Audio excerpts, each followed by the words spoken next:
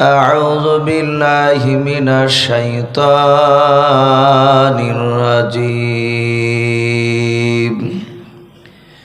بسم الله الرحمن الرحيم وما أرسلناك إلا رحمة للعالمين وقال الله تبارك وتعالى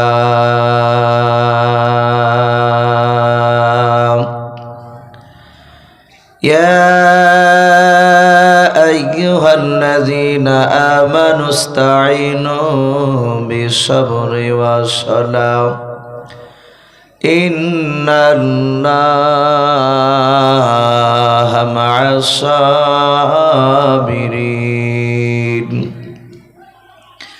وقال الله تبارك وتعالى وعن أبي هريرة قال النبي صلى الله تعالى عليه وسلم إن الله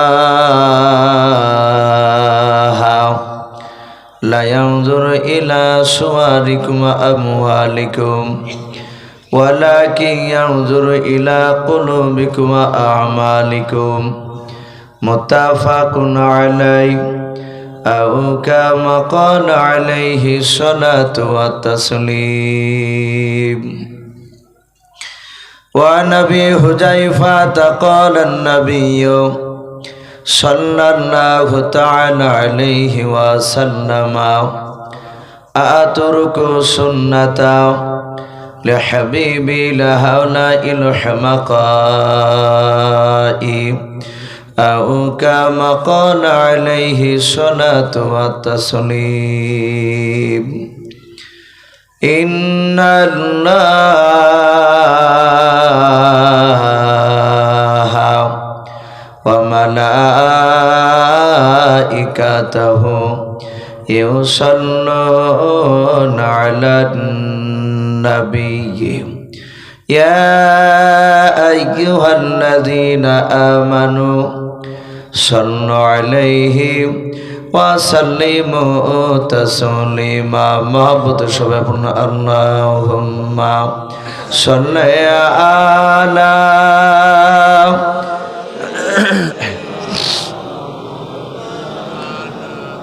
محمد وعلى آل سيدنا مولانا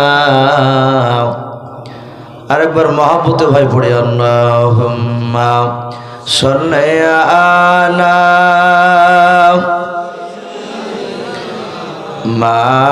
মাওলানা মুহাম্মাদ ওয়া আলা আলি সাইয়্যিদিনা মাওলানা কে আসুন বলে এই পৃথিবী হলো উজালা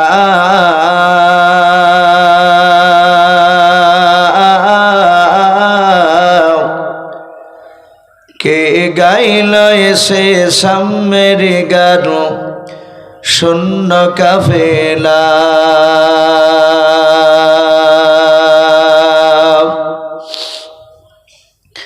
কে আসুন বলে এই পৃথিবী হলো উজালা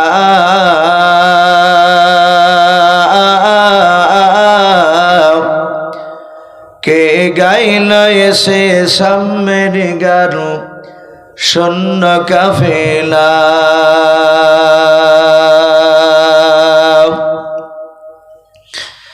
ও হাশমে মাকি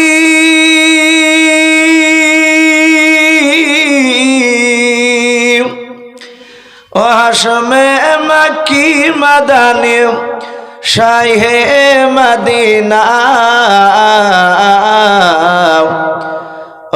নূর নবী নূর নবী নূর মদিনা নূরে নবী নূরে নবী নূরে মদিনা কে আসনা বলে এই পৃথিবী হলো উজালা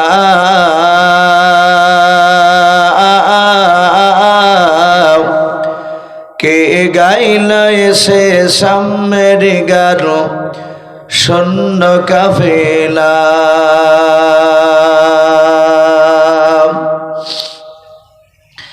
আহমদ মুহাম্মদ যিনি আখিরি নবী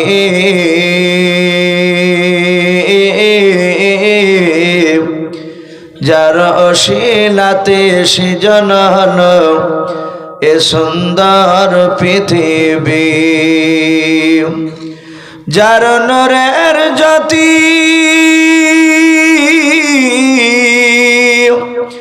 যার নূরের জ্যোতি দেখে রবে হয়ে যায় নবীর দিবানা নূরে নবী নূরে নবী নূরে মদিনা নূরে নবী নূরে নবী নূরে মদিনা কে আসনা বলে এই পৃথিবী হলো উজালা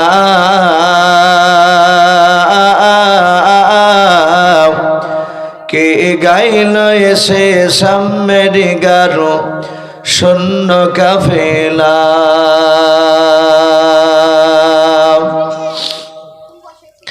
হযরতে ওমর করতে কতল নবীর দারে যায়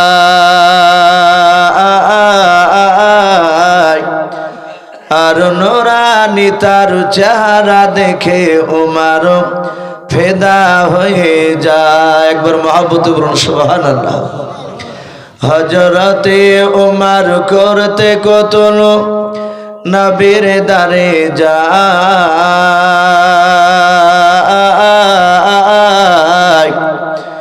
আর নূরানি তার চেহারা দেখে ওমর ফেদা হয়ে যায় যার মায়াবী চেহারা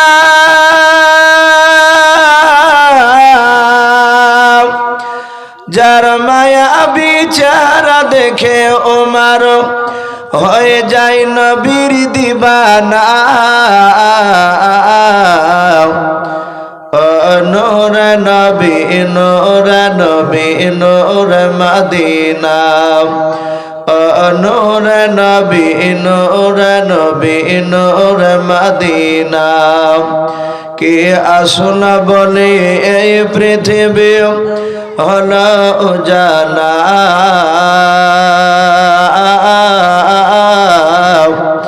কে গাইল এসে সামের গারো শূন্য কাফেলা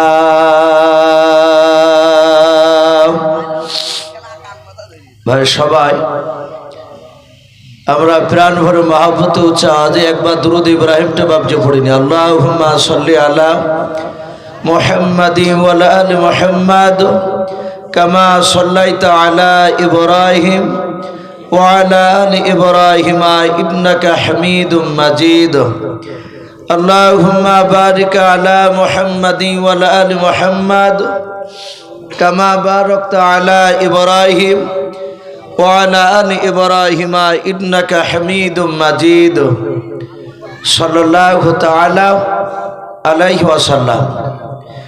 শ্রদ্ধেয় জনাব, আজকের জালসা নির্বাচিত মনোনীত যোগ্যতম সভাপতি মহাশয় ও সম্মানিত আমন্ত্রিত ওলামে কেরাম ও আমার সম্মুখের শ্রদ্ধেয় বাজ্যেষ্ঠ বাবা জীবনেরা, আমার সমবয়স্ক সমঞ্জস্য যুবক ভাইয়েরা, পর্দার আড়ালের মা বোনেরা ও আমার সম্মুখের কোচে কোচে স্নেহের বাচ্চারা, সকলকে জানাই আমার বুক ভরা ভালোবাসা সালাম।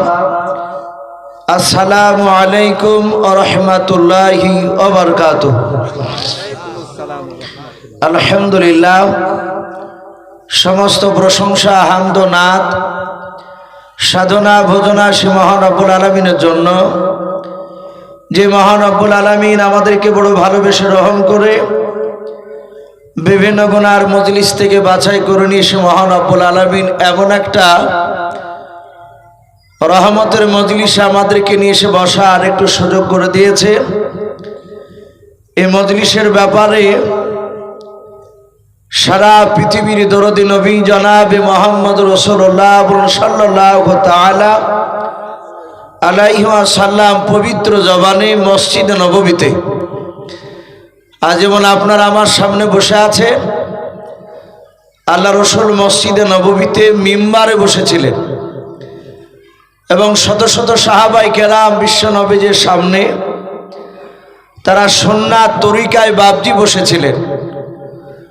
সাহাবারা বলেন, রসুল কথা বলছিলেন, আমরা নবীর চেহারার দিকে চাতক পাখির নাই, আমরা চেয়ে চেয়ে কথাগুলো শুনছিলাম। সাহাবারা জানতেন এমন একজন আমরা দামি নবী পেয়েছি, যে নবীর চেহারার দিকে তাকালে যারা মহাব্বতে দেখবে ইমানি হালাতে তাদের পূর্বেকার গুনাহ আল্লাহ মাফ করে দিবেন। বলুন সুবহানাল্লাহ। তো সেই নবীর সাহাবারা বলেন, আমরা নবীর চেহারার দিকে চেয়েছিলাম।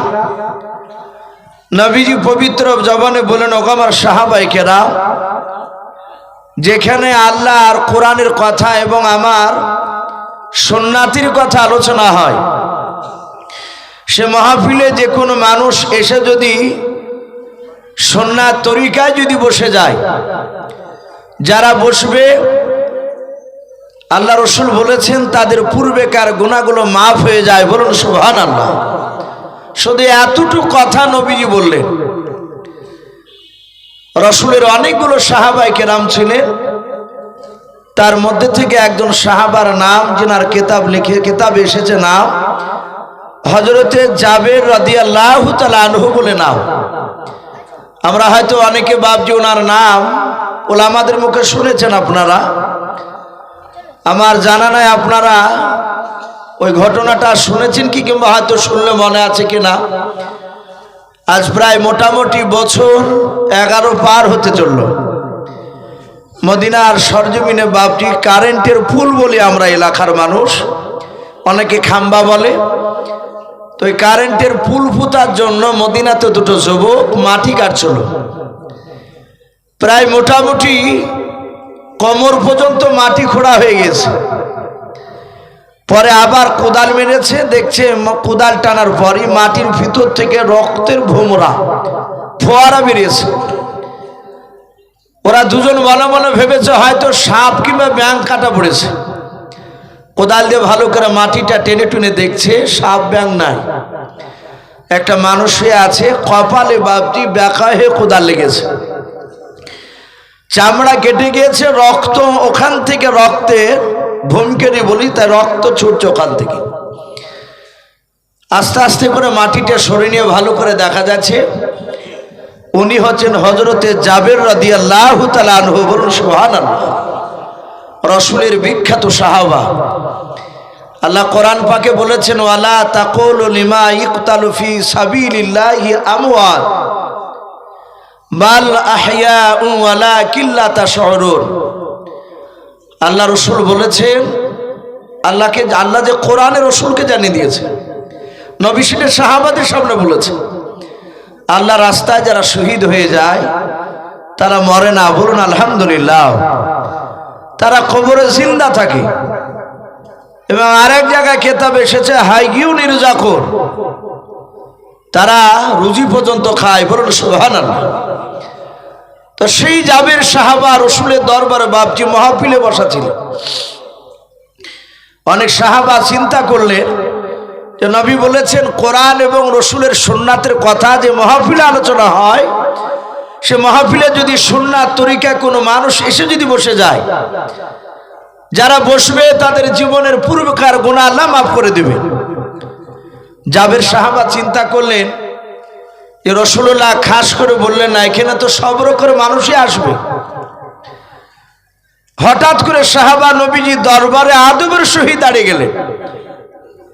সাহাবারা এটাও জানতেন যে আল্লাহ রসুলের কাছে কথা বলতে গেলে যদি নবীজির গলার আওয়াজে চেয়ে যদি সাহাবার গলার আওয়াজ যদি উঁচু হয়ে যায়, একটু যে আল্লাহ রসুলের সাহাবারা জানতেন যে নবীর সামনে আস্তে করে কথা বলা লাগবে, তাই সাহাবা ডাক দিয়ে বলেন, ওগো আল্লাহ রসুল, আপনি বলুন, ওয়াইন জানা ওয়াইন সারাকা, জেনাখোর ব্যক্তি আর চোর ব্যক্তি যদি এ রহমতের মজলিসে কেউ যদি সুন্নাত তরিকায় বসে যায়, তাহলে তাদের কি গুনাহ মাফ হবে? পানি ফুটছে নাকি?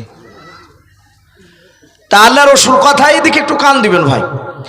তো নবীজিকে বলছেন, যদি জেনাখোর ব্যক্তি আর চোর ব্যক্তি, ওয়াইন জানা ওয়াইন সারাকা,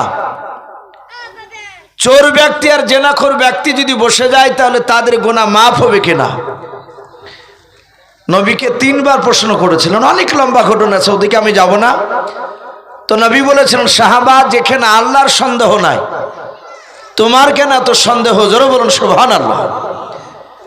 নবীজি বলছেন তার জীবনে গুনাহ মাফ হয়ে যায় মাহফিলে এসে বসলে।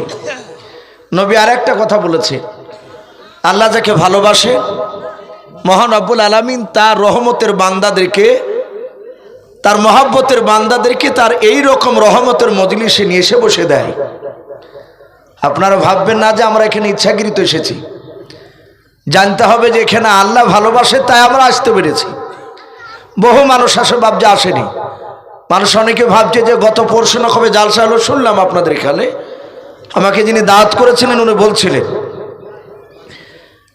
তাহলে আলোচনা হয়তো শুনেছে, ভাবে শুনেছে, আবার যাব। এটা জানতে হবে যে আল্লাহ রসুল কথা, নবী বলেছেন, আল্লাহ যাকে ভালোবাসে তাকে তার দিনে মাহফিলে নিয়ে এসে বসে দেয়। তা আমরা আর একবার মহব্বতের শুকরিয়া স্বরূপ আদায় করে বলুন আলহামদুলিল্লাহ। তারপরে পরে আপনার আমার নবী, যিনি ধর্মের গুরু, বিশ্ববরণ্য নেতা, নবিকুল শিরোমণি পয়গম্বর আযম, যিনি সাইয়্যিদুল মুরসালিন ও খাতামুন নবিয়্যিন, যিনি হাবিবে কিবরিয়া আশরাফুল আম্বিয়া, যিনি হায়াতুন নবী, জিন্দা নবী, জনাবে মোহাম্মদ রাসূলুল্লাহ সাল্লাল্লাহু তাআলা আলাইহি ওয়াসাল্লামের উপরে অগণিত দুরূদ ও সালাম বর্ষিত হোক, অর্পিত হোক। একবার সকলে মহব্বতে বলুন আল্লাহুম্মা আমিন। সম্মানিত ভাইরা, আমার বাবা জীবনেরা, আমি আপনাদের সম্মুখে কোরআনুল কারীম থেকে বেশ কয়েকটা আয়াত টুকরা পরিবেশন করেছি, তেলাওয়াত করেছি। তারপরে পরে বিশ্ব নবীজির পবিত্র জবান থেকে মাত্র 2টা হাদিসের টুকরা পাঠ করেছি। ইনশাআল্লাহ যথাসময়ের মধ্যে আমার বক্তব্য ইতি করব, কারণ আমার পরে আরেকজন বক্তা রয়েছে। আর আমার পূর্বেকার বক্তা উনি আমার উস্তাদ। তার সাথে হাতে বাবজি আমরা জানি যে গোটা বর্তমান আলহামদুলিল্লাহ, খাস করে মুর্শিদাবাদের মধ্যে উনি একজন ভালো হাই র্যাঙ্কের বুজুর্গ মানুষ। আমরা আল্লাহওয়ালা বলে বাবজি প্রায় ছোট বড় মানুষ ওনাকে শ্রদ্ধা করে, মহব্বত করে। আল্লাহ রাব্বুল আলামিন ওনার আমলিয়াতকে আল্লাহ কবুল করুন, বলুন আল্লাহুম্মা আমিন। উনি খুব দামি দামি কথা আপনাদের সামনে আলোচনা করেছেন। আমি কিছু কথা আপনাদের সামনে তুলে ধরব। সারা পৃথিবীর শ্রেষ্ঠ নবী জনাবে মোহাম্মদ রাসূলুল্লাহ, বলুন সাল্লাল্লাহু তাআলা আলাইহি ওয়াসাল্লাম, নবীজি পবিত্র জবানে বলেছেন, মান আহাব্বা সুন্নাতি। এগুলো আরবি কথা। এর মানে কি হবে? নবী বললেন, যারা আমার সুন্নাতকে ভালোবাসলো। নবী বললেন, ফাকাদ আহাব্বানি, তারা আমাকে ভালোবাসলো। আবার নবী বললেন, ওমান আহাব্বানি কানা মাই ফিল জান্নাহ। আল্লাহ রসুল বললেন, যারা আমার সুন্নাতকে ভালোবাসলো তারা আমাকে ভালোবাসলো। নবী আবার বললেন, আমার সুন্নাতকে যারা ভালোবাসলো তারা আমার সঙ্গে জান্নাতে থাকবে। জোরে বলুন সুবহানাল্লাহ। ভাই, বেশি কথার দিকে যাব না। আমি প্রতিটা বাপজি ভাইদেরকে বলবো, নবীর সুন্নাতের ওপর যতক্ষণ পর্যন্ত আপনি আমি আমল না করতে পারবো, সে যত বড়ই বলেন যে আমি রসুলকে ভালোবাসি, জান্নাত পাওয়া যাবে? একটু কথা বলেন। জান্নাত পাবো না। লোক দেখানো হয়তো বলতে পারি যে আমি আল্লাহ রসুলকে খুব ভালোবাসি। আমি অনেক জায়গায় বলেছি, যারা হয়তো আমার বক্তব্য ইউটিউবে যারা বেশিরভাগ অনেক মানুষ শুনে দেখতে পায়, তারা হয়তো আশা করি শুনেছে। বর্তমান মানুষ হিন্দু আর মুসলমান বাপজি চিনা যাচ্ছে না। মানুষ যে চিনব যে ইনি মুসলিম তা চিনা যাচ্ছে না। আর নবীর সাহাবারা নবীর সুন্নাতকে এত মানতে, ওয়াসামি'না ওয়া আতানা, নবীর কথা শোনার সাথে সাথে তারা আমল করার জন্য তৈরি হয়ে যেতেন। বলুন সুবহানাল্লাহ। একটা কিতাবে এসেছে আল্লাহ রসুলের দরবারে নবী মসজিদে নববীতে বাপজি বক্তব্য রাখছিলেন। আল্লাহ রসুলের অনেকগুলো সাহাবারা কথা শুনছিলেন। সাহাবারা রসুলকে কতটা মহব্বত করতেন, নবীর সুন্নাতের উপর কতটা মানতেন তারা। হাদিসের কিতাবে এসেছে আল্লাহ রসুলের একজন সাহাবা, যিনার নাম লেখা আছে হযরত উরাইকা রাদিয়াল্লাহু তাআলা আনহু বলে নাম শুনেছেন? উরাইকা সাহাবা খুব দামি সাহাবা।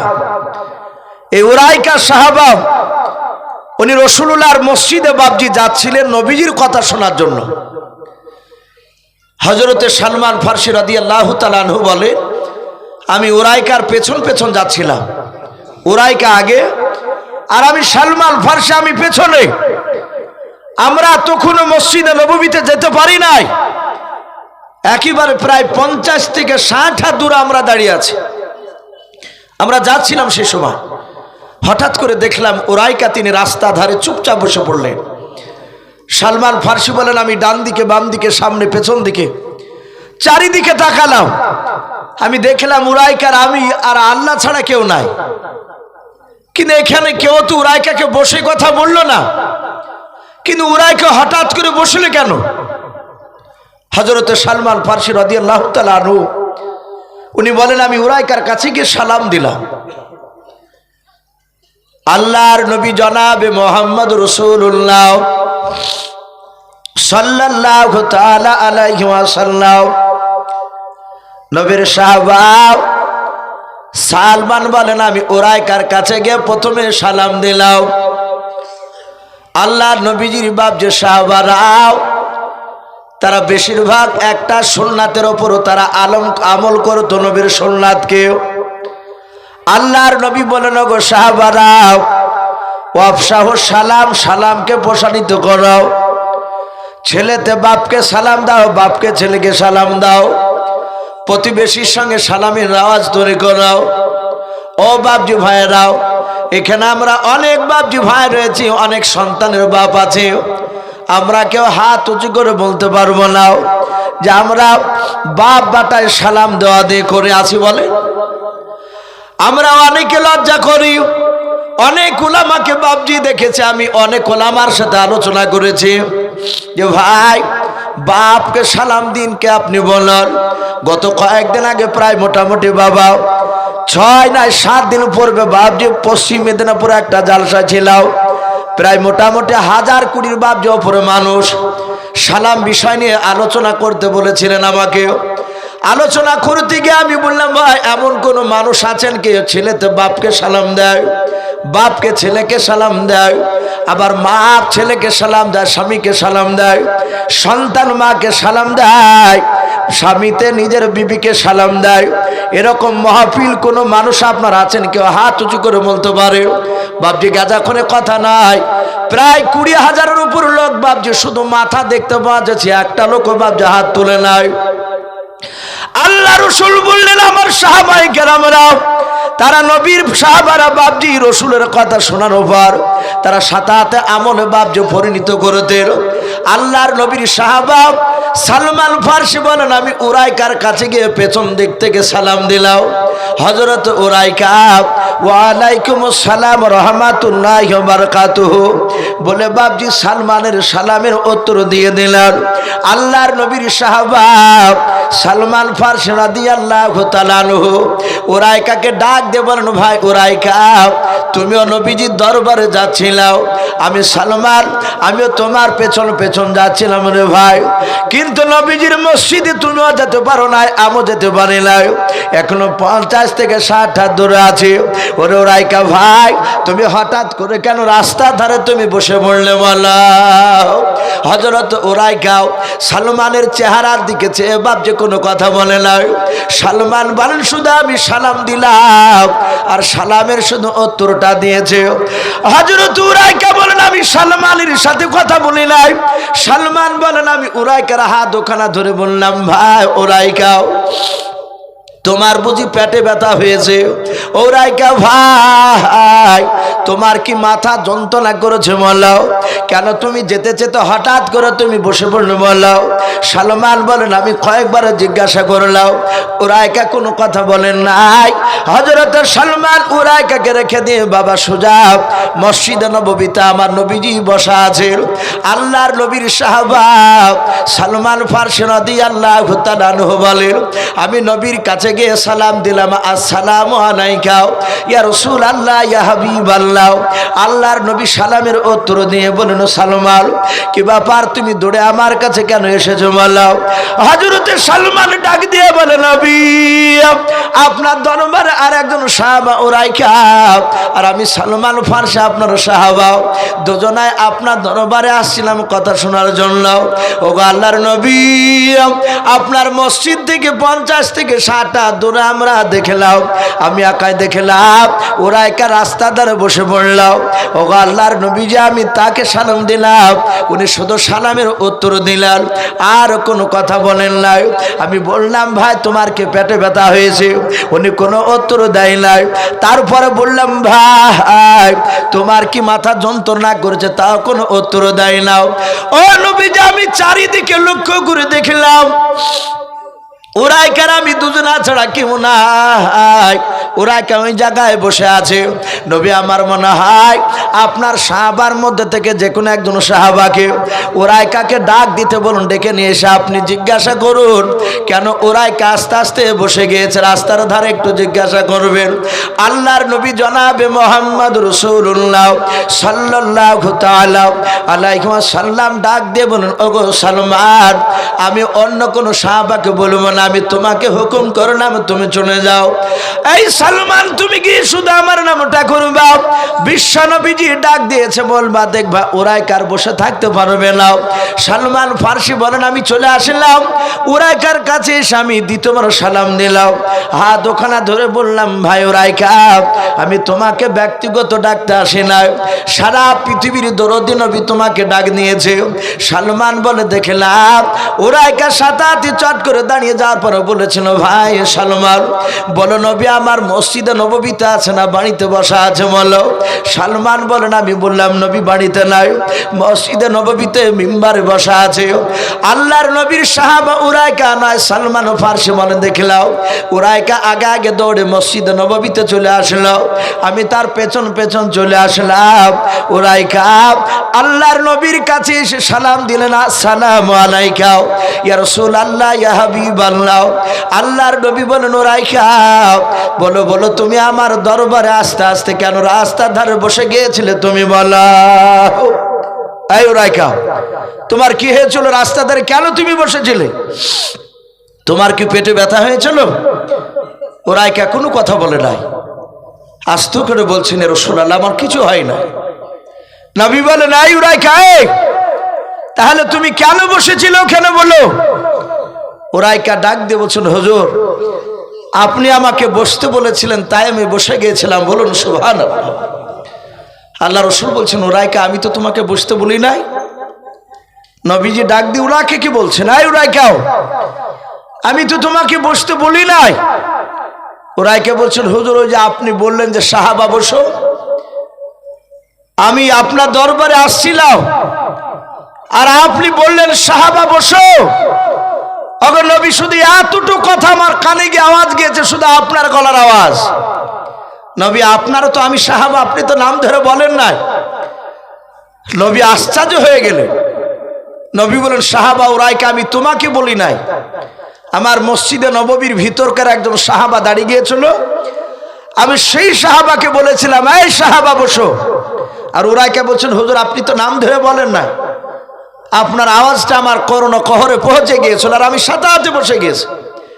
নবী খুদার কসমিকেরা বলি, আপনি যদি সাহাবার মারফতে ডাকতে না পাঠাতে, আল্লাহ যদি আমাকে কিয়ামত পর্যন্ত যদি জিন্দা রাখে, আপনি না ডাকলে আমি কিয়ামত পর্যন্ত ওখানে বসে থাকতাম। বলুন আলহামদুলিল্লাহ।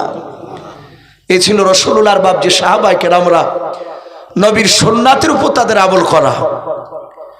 আমি প্রতিটা বাপজি ভাইদেরকে বলবো, ভাই নবীর সুন্নাত আর নবীকে এমনি মহব্বত করা পুরো আলাদা। আমরা অনেকে আছি নবীকে মহব্বত করি, নবীর সুন্নাতকে মানি নাই।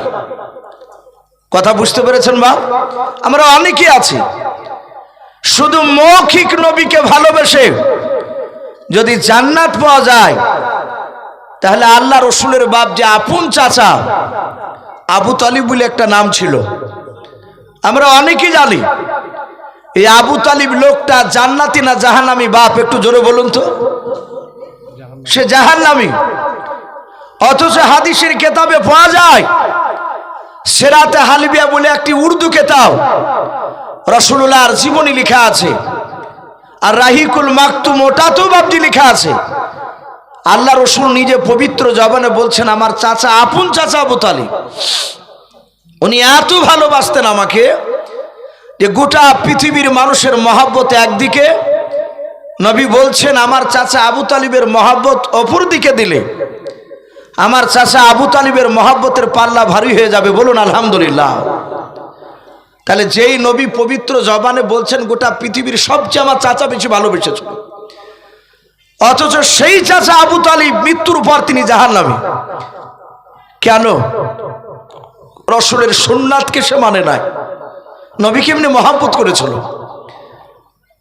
রসুলকে কতটা মহব্বত করতো তা ঘটনা বাবজি দিয়েছে। আল্লাহ রসুল শুরু জামানায় কলেমার দাওয়াত দিয়েছিলেন।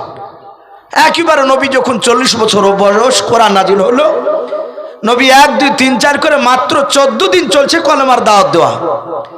আমরা সকলেই জানি যে নবীজি 40 বছরের আগ পর্যন্ত, নবীর 40 বছরের আগে নবী একটা লক্ষ বাবজি কলেমার দাওয়াত দেয় নাই। বলুন আলহামদুলিল্লাহ।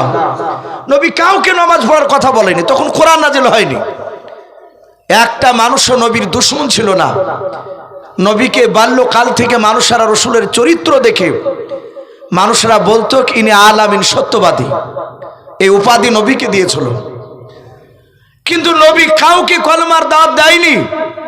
40 বছর যখন হলো, কোরআন নাজিল হলো, আল্লাহ বলেন হে নবী অল্প ঘুমাও আর তুমি কলেমার দাওয়াত দিতে শুরু করো। মাত্র 40 দিন নয়, 14 দিন চলছে। রসুল মক্কা নগরে গিয়েছে। আপনাদের সামনে ঘোষপাড়ার মোড়, মক্কা নগরে বাবজি এইরকম চৌরাস্তার মোড়ে আল্লাহ রসুল বাবজি গোটা 10 লোককে জান্নাত জাহান্নামের কথা শোনাচ্ছে।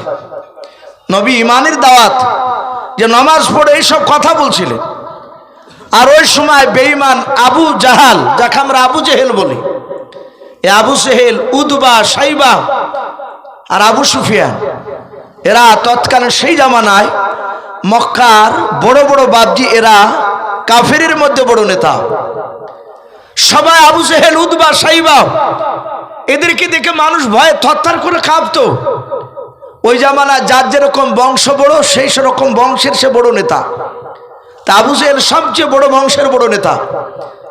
তা আবু জেহেল, উতবা, সাইবা আর আবু সুফিয়ান, এই কয়েকটা নেতা বাবজি মক্কা নগরে রসুল যেখানে দিনের দাওয়াত দিচ্ছিলেন, 14 দিনের দিন, একেবারে শুরু জামানায়। আবু জেহেল যাওয়ার পর ডাক দে বলে, এই ভাতিজা, এই। আল্লাহ রসুল তাকে বললেন, চাচা কি খবর? বলে তুমি এখানে কি করছো? তো নবীজি বললেন, আমি কলেমার দাওয়াত দিচ্ছি চাচা, আমি তো আপনাদের কাছেও গিয়েছিলাম। আবু জেহেল বলল, আমি গতকালকে তোমাকে বারণ করেছি।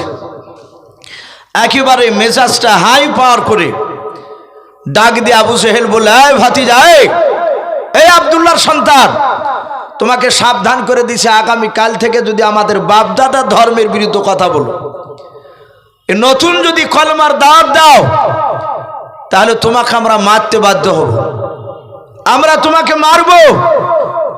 বিশ্ব নবী বলেন, চাচা আমি তো কোনো অন্যায় করি নাই। এই মানুষেরা জাহান্নামে যাবে, জাহান্নাম থেকে কি করে জান্নাতে যাবে?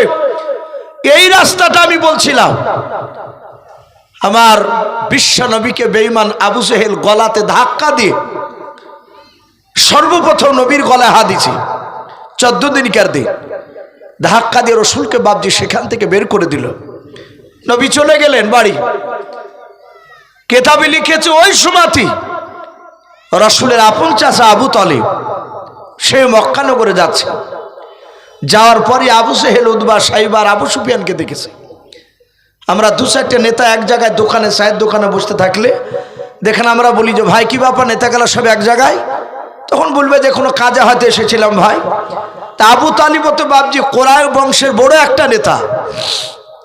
ইও যে বললো ভাই আবু জেহেল কি ব্যাপার, কয়েকটা নেতাকে সব এখানেই দেখতে পাওয়া যাচ্ছে সবাইকে। উতবা, সাইবা তারা বললো আমরা একটা কাজে এসেছিলাম। কিন্তু আবু জেহেল কথা বলে নাই, মনটা ভারী করে দাঁড়িয়ে আছে। আল্লাহ রসুলের চাচা আবু তালিব বলল ভাই আবু জেহেল কি ব্যাপার, মনক্ষণ অবস্থায় দাঁড়িয়ে আছো কেন, মনটা ভারী কেন? সে ডাক দিয়ে বলল আবু তালিব ভাই তুমি খোঁজ রাখো নাই? বলো কার? বলো তোমার আপন ভাতিজার, ওই আব্দুল্লাহর সন্তান। আবু তালিব বলল খোঁজ রাখি। বলে আজ 14 দিন হলো সে কলেমার দাওয়াত দিচ্ছে। আবু তালিব বলছে ভাই আবু জেহেল আমার ভাতিজার কথার উপর আমি ঈমান আনিনি, আমি তার আল্লাহকে মানি না, আমি তো আমাদের বাপ দাদার ধর্মকে বিশ্বাস করি। আবু জেহেল বলল ভাই শুধু তোমার সম্মানের দিকে তাকিয়ে তোমার ভাতিজার গায়ে আমরা হাত তুলি নাই। ভাই আবু তালিব আজ তোমাকে সাবধান করে দিছি, রাত্রিবেলায় তোমার ভাতিজার কাছে গিয়ে তুমি বাড়িতে গিয়ে তাকে বারণ করবা সেজন্য আগামী কাল থেকে যেন আর আমাদের বাপ দাদার বিরুদ্ধে কথা না বলে। যদি কথা বলে আওয়াজ বন্ধ না করে, যদি কথা বলে তাহলে আমরা তোমার ভাতিজাকে মারতে বাধ্য হব। আবু তালিবের চোখ দিয়ে ঝরঝর করে পানি ঝরছে। কাকে মারতে চেয়েছে? রাসূলুল্লাহকে। আবু তালিবের সামনে আবু তালিব বলল ভাই আবু জেহেল আমাকে আজকে সময় দাও, আশা করি আমার ভাতিজা আমার বাইরে যাবে না। আমি দেখেছি ছোট্ট থেকে সে আমাকে মানে। আল্লাহ রসুলের যখন 8 বছর বয়স, নবীর দাদা তখন বেঁচে ছিলেন। কেতাবে লিখেছে রাসূলুল্লাহ দাদা বুঝতে পেরেছে আমি দুনিয়াতে বেঁচে থাকবো না। নবী 8 বছরের সন্তান, আল্লাহর নবী আবু তালিব নয় আব্দুল মুতালিব নবীজির দাদা আপন, ডাক দিয়ে বললেন ওগো আমার ছেলেরা সবাই একত্রিত হও। আব্দুল্লাহ বাদ দিয়ে নবীর চাচারা 8টা নয় 9টা চাচা বেঁচে ছিল সে সময়, সবাই বসে আছে। নবীজির চাচা আবু তালিব বলল আব্বা কেন ডাকলে? বলে আমি আর বেশি দিন বাঁচব না রে বাবা, আমার এই লাগলা দুরানা নাতিকে আমি তোদের 9টা ছেলের মধ্যে যে কোনো একটা ছেলের হিল্লা লেগে দেব। আব্দুল মুতালিব বলছেন আমার মনের বাসনা আমার বেটা আব্বাসের কাছে দিব। তাফসীরে এসেছে রাসূলের চাচাদের মধ্যে থেকে আব্বাসের টাকা পয়সা বেশি ছিল, আর সবচেয়ে অর্থহীন গরিব এ বিশ্ব নবীজির চাচা আবু তালিব সেই সময় ছিল। আমার বিশ্ব নবী জনাবে মুহাম্মদ রাসূলুল্লাহ সাল্লাল্লাহু তাআলা আলাইহি ওয়াসাল্লাম 8 বছর ছিল বাবা। নবীর দাদার কোল থেকে আপনারা ছুটে গিয়ে আব্বাসের কোলে বসলেন। নাও হযরতে আব্দুল মুতালিব মুখ থেকে বেরোনোর আগে বিশ্ব নবী কোল থেকে বাপনি উঠে গিয়ে দৌড়ে গিয়াও হযরতে আবু তালিবের কোলে বাপ যে গলা ধরে বসে পড়লাও। আবু তালিব বলেছিল বাবা আমার কোলে কেন বসলা? তোমার চাচা আব্বাসের কোলে যাও, ওর কাছে গেলে বাবা ভালো টাকা পয়সা আছে, সে কাপড় দেবে, খেতে ভালো ভালো খেতে দেবে। আল্লাহর নবীজি সেই দিনই 3টা কথা বলেছিলেন বাবা। নবী আমার ছোট থেকে ইন্তেকাল করা আগ পর্যন্ত নবী আমার বেশিরভাগ 3টা দোয়া করতেন। আল্লাহর নবী বলেন চাচা আমি আপনার কাছে থাকতে চাই, আমি চাচা আব্বাসের কাছে যাব না। নবী দোয়া করতেন, আল্লাহ যতদিন তুমি আমাকে বাঁচিয়ে রাখবা ততদিন তুমি আমাকে গরিবী হালাতে তুমি বাঁচিয়ে রাখবা। আল্লাহর নবী দ্বিতীয় দোয়া করতেন, আল্লাহ যেদিন তুমি আমার মত দেবা সেদিন তুমি আমাকে গরিবী হালাতে তুমি মত দিও। ওগো আল্লাহ, যেদিন তুমি কবর থেকে উত্থাপিত করবা, কবর থেকে যেদিন তুমি আমাকে উঠাবার মাওলা, সেদিন তুমি বড় লোকের কাতারে তুমি উঠায়ও নাও, সেই দিনকে তুমি গরিবের কাতারে দাঁড় করায়ও। বলুন সুবহানাল্লাহ। আল্লাহর নবী এই দোয়া বেশিরভাগ করতেন। হযরত আবু তালিব ডাক দিয়ে বলেছিল, ওরে আবু জেহেল ভাইরাও, 8 বছর বয়সে আমার আব্বা আব্দুল মুত্তালিব ইন্তেকাল করার পর সেই 8 বছর থেকে আমি তার চাচা আবু তালিব তাকে গার্জিয়ান হয়ে দেখাশোনা করেছে, তাকে লালন পালন করেছে রে ভাই। আশা করি রাত্রি বলে আমি যদি বারণ করি আমার কথা শুনে আরো বাপ দাদা ধর্মের বিরুদ্ধে কথা বলতে যাবে না। বেঈমান আবু জেহেল বলল, ভাই আবু তালিব, যদি তোমার ভাতিজা কলমার দাওয়া দেওয়া বন্ধ করে দেয়, আমাদের বাপ দাদা ধর্মের বিরুদ্ধে যদি কথা বলা বন্ধ করে দেয়, তোমার ভাতিজাকে আমাদের তরফ থেকে 3টা পুরস্কার দেওয়া হবে। আবু তালিব বলল, ভাই কি পুরস্কার দিবা? বলে, প্রথম নাম্বার, গোটা আরবের মধ্যে শুনে নাও, উচ্চ সম্মানের অধিকারী তোমার ভাতিজাকে করা হবে, 1 নম্বরের সম্মান দেওয়া হবে। 2 নাম্বার শুনে নাও ভাই, গোটা আরবের মধ্যে সবচেয়ে হিষ্ট উটগুলো 200টা উট তোমার ভাতিজাকে দেওয়া হবে। 3 নাম্বার শুনে নাও, এই মক্কা নগরের সবচেয়ে বড় খাজুর বাগানটাও তোমার ভাতিজা যদি বলো এই খাজুর বাগানটা আমাকে দিয়ে দাও, আমরা যে কোনো কৌশলে তাকে ফ্রিতে দেওয়ার ব্যবস্থা করে দেব। যদি তোমার ভাতিজা আমাদের বাপ দাদা ধর্মে যদি কথা বলে বন্ধ করে দেয়, আবু তালিব বলে, চিন্তা করো না, এই 3টা পুরস্কার আমার ভাতিজা পেলে আর জীবনে কিছু করা লাগবে না। আল্লাহর নবীজি বাড়ি চলে গিয়েছেন। আবু তালিব বাবা বাড়িতে যাওয়ার পর আবু তালিবের বিবিকে ডেকে বললাম, ওরে বিবি, তুমি একটা বাসনে বেশি করে খাবার খোলাও, যেন 2টো মানুষ যেন একসঙ্গে যেন খাবার খাওয়া হয়। আল্লাহর নবীজির চাচা আবু তালিবের বিবি ডাক দিয়ে বলেছিল, গো প্রাণের স্বামী, শুনে নাও, যেদিন নবী মুহাম্মদ সাল্লাল্লাহু খাদিজার সাথে বিয়ে হয় তারপর থেকে নিয়ে এ যাবৎ পর্যন্ত আপনি একটা বাসনে কোনোদিন খাবার খান নাই। আবু তালিবের স্ত্রী নবীর চাচিমা, সে জানতেন যে সেই 8 বছর থেকে নবীর বয়স থেকে নিয়ে রাসূলের 25 বছর বয়স পর্যন্ত, খাদিজাকে বিয়ে করার আগাদিন পর্যন্ত আবু তালিব বলছেন, যখনই বাড়িতে খেতে বসতাম আমি আর আমার ভাতিজা একই সঙ্গে একই বাসনে খেতাম। বলুন আলহামদুলিল্লাহ। আলাদা করে খেতাম না। তা বলছেন, আপনি তো এর আগে খাননি বহুদিন, কাকে নিয়ে খাবে? আবু তালিব বলল, বিবি, আমার সে ভাতিজাকে ডেকে নিয়ে আজকে খাবার খাবো। আমার বিশ্ব রসুলের বাপজি চাচিমা খাবার নিয়ে আসলেন, সামনে খাবার হাতে রাখা হলো। নবীকে ডাক দিয়ে আবু তালিব বলল, ভাতিজা আমার ঘরে এসো। পাশি ঘর ছিল রাসূলুল্লাহ। নবী চলে আসলেন, বলে, চাচাজি ডাকলেন আমাকে? বলে, হ্যাঁ। সামনে খাবার রয়েছে। আবু তালিব চিন্তা করছি, আমি প্রথমেই যদি খাবার খাওয়ার আগে যদি বলি যে বাবা আবু জেহেল তোমাকে মারতে চেয়েছে, এ কলমার দাওয়াত আর দিও না, এটা যদি আমি একবার বলি, আমার ভাতিজা দুঃখ করে যদি খাবার না খায়, তাহলে আমার ভাতিজা সারা রাত না খেয়ে থাকবে, আর আমি তার চাচা আবু তালিব সারা রাত ঘুমাতে পারবো না। বলুন সুবহানাল্লাহ। আবু তালিব চিন্তা করলো, না, খাবার খাওয়ার পর কার বলবো। এখান থেকে ভাবছে আমাদের শিক্ষা নেওয়া দরকার।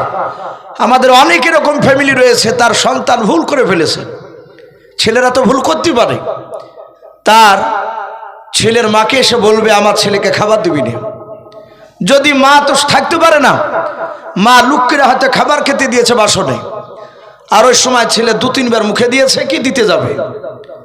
অনেক বাপ আছে জোর করে বাপ ছেলের কাছ থেকে বাপজি মুখ থেকে খাবারের থালা কেড়ে নেয়, আয় তোকে খেতে দেবো না, বেরিয়ে যা বাড়ি থেকে।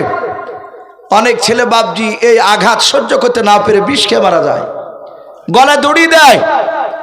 একজন বেঈমান কাফের আবু তালিব, সেও চিন্তা করছে, নাও খাবার না খাওয়ার আগে বলা যাবে না, যদি বলতে গিয়ে আঘাত পেলে হয়তো খাবার নাও খেতে পারে। খাবার খাবে, তারপরকার কথাটা আমি আস্তে আস্তে বলবো।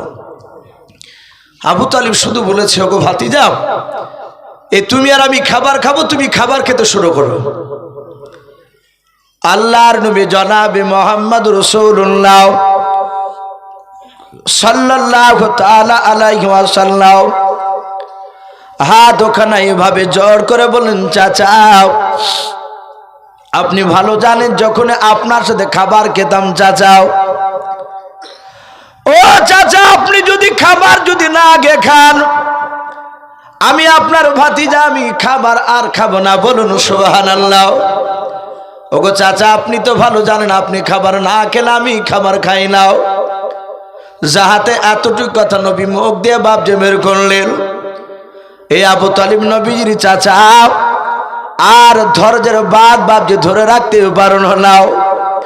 দুই চোখের কোনা দিয়ে বাপ যে ঝরঝর করে পানি ঝরতে লাগলো।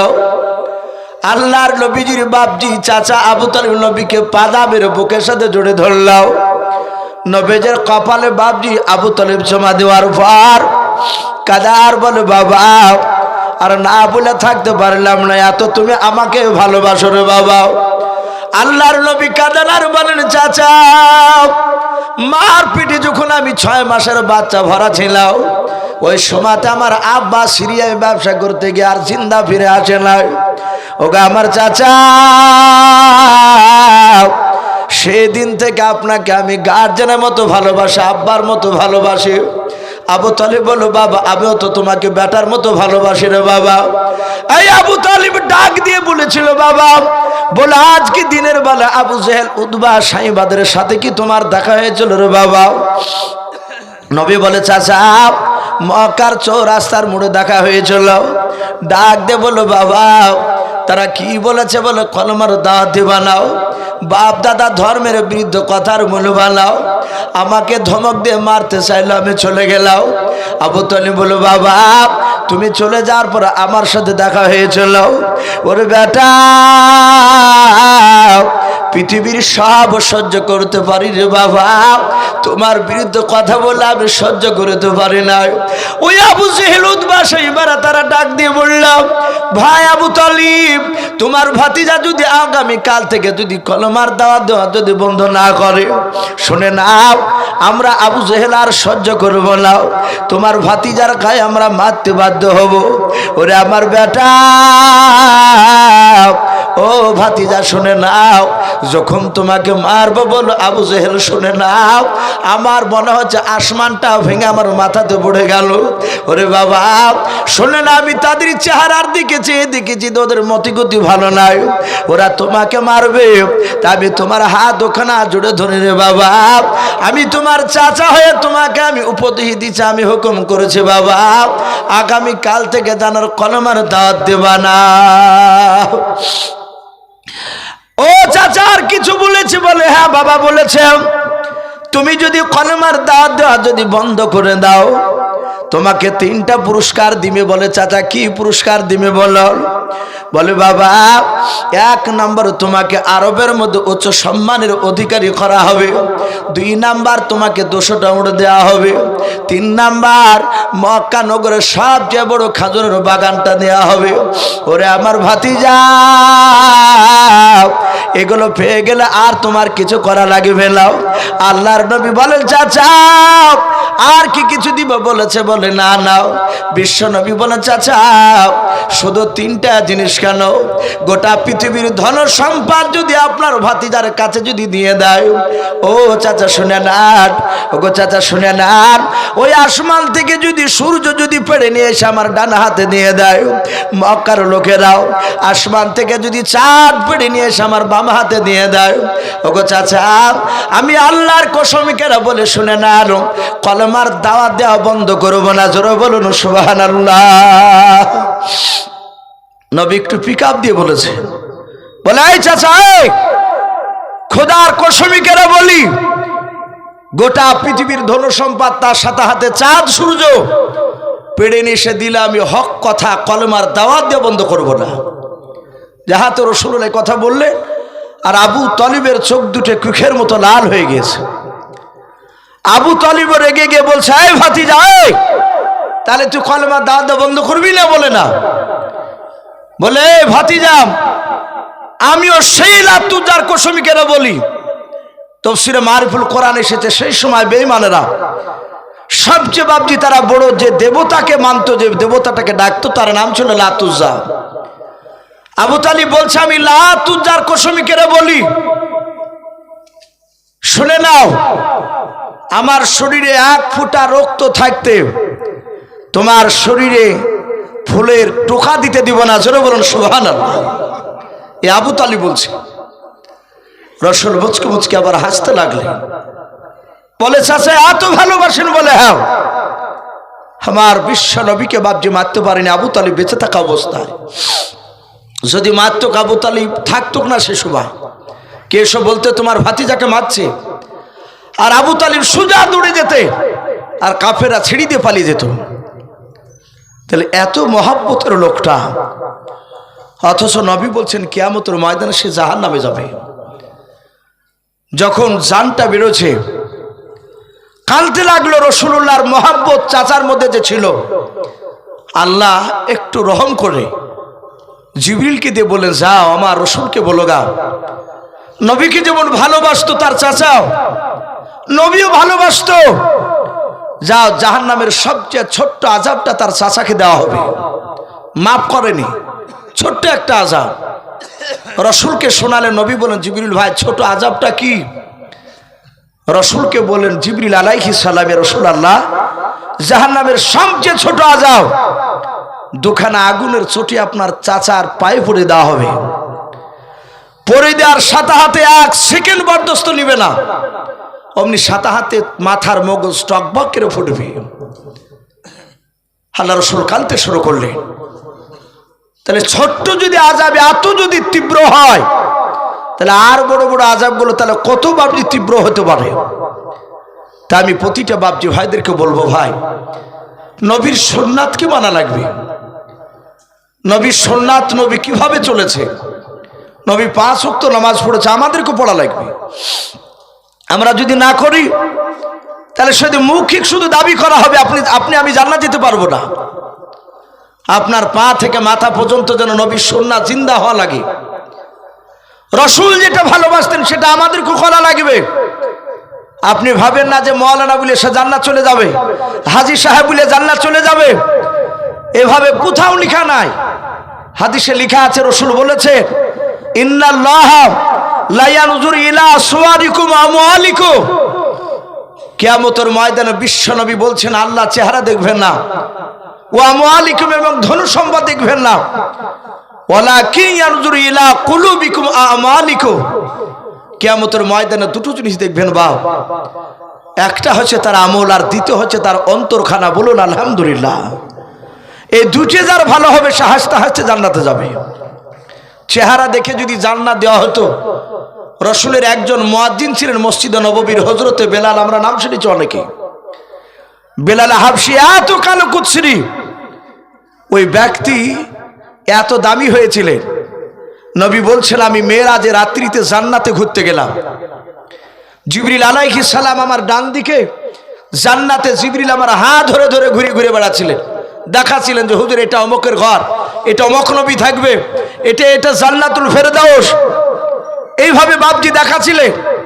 নবী বলছেন হঠাৎ দেখলাম আমার বাম পাশে হযরতে বেলাল হাঁটছে। বলুন আলহামদুলিল্লাহ। বেলালকে দেখতে পাচ্ছি না, কিন্তু বেলালের পায়ের শব্দ শুনতে পাচ্ছি, সে আমার বাম পা দিয়ে হাঁটছে। হযরতে বিশ্বনবী আমার মেরাজ থেকে ফিরে এসে সাহাবাদের সামনে সব ঘটনা বলে বেলালকে ডেকে নিয়ে গিয়ে আড়ালে বলছেন, বেলাল এমন কি আমল করো যে আমলের দ্বারা তুমি জান্নাতে আমার সাথে হাঁটলেও আবু বকর হাঁটার সুযোগ পাই নাই, ওমর সুযোগ পাই নাই, আলী সুযোগ পাই নাই, হযরতে তালহা সুযোগ পাই নাই। ওরে বেলাল তুমি কেন আমার বাম পাশে হাঁটছিলে, বলো তোমার এমন কি আমল রয়েছে? হযরতে বেলাল রাসূলের হাত দুখানা ধরে অঝর নয়নে কাঁদছেন আর বলছেন হুজুর এমন কিছু আমল নেই, একটাই আমল করি। আপনি বলেছিলেন অজু ভেঙে গেলে 7 2 রাকাত অজু করে নামাজ পড়ে নিও। আমরা তাহাতিয়াল অজু যাকে অজুর নামাজ বলি, এই নামাজটা আমাদের দেখবেন বেশিরভাগ লোকেরা আমরা জুম্মার দিনে পড়ি। জুম্মার দিনে মসজিদে নামাজ পড়তে গিয়ে ওযু নামাজ 2 রাকাত পড়ি, আবার দুখুলুল মসজিদ পড়ি। এই জুম্মার দিন বাদ দিয়ে অন্য দিন বাদ যে আমরা আর পড়ি নাই। আর বেলাল বলছেন আমার যখনই ওযু ভেঙে যেত আমি সাথে হাতে ওযু করে 2 রাকাত নামাজ পড়ে নিতাম। আল্লাহ রসুল বলেন ওই ওযু করার নামাজটা আল্লাহ এত পছন্দ করেছে যে জান্নাতে হযরতে বেলালের পায়ের শব্দ শোনা যাচ্ছে। ভাই আমল লাগবে। তাই প্রতিটা বাপজি ভাইদেরকে বলবো একটু রসুলকে মহব্বত করি। যে নবী আমার দুনিয়ার বুকে 63 বছর বেঁচে ছিলেন, তার মধ্যে থেকে নবী আমার 23 বছর বাপজি মানুষের দাঁড়ে দাঁড়ে মার খেয়েছে। এই তাবলীগ করতে গিয়ে, কলেমার দাওয়াত দিতে গিয়ে আমার বিশ্ব নবী এখনো কাঁদছে রওজাতুল মানওয়ারায়, সবুজ গম্বুজের তলে এখনো কাঁদছে। আমরা সেই কান তৈরি করতে পারি নাই। আমরা রসুলের কবরে বাপজি যারা হাজী সাহেব গিয়েছেন তারা সালাম দেয়, সালাম দিতে হবে নবীর কবরে গিয়ে, কিন্তু নবী সেই সালামের উত্তর দিয়ে আমরা শুনতে পাই নাই। পৃথিবীতে এখনো বুজুর্গ লোক আছে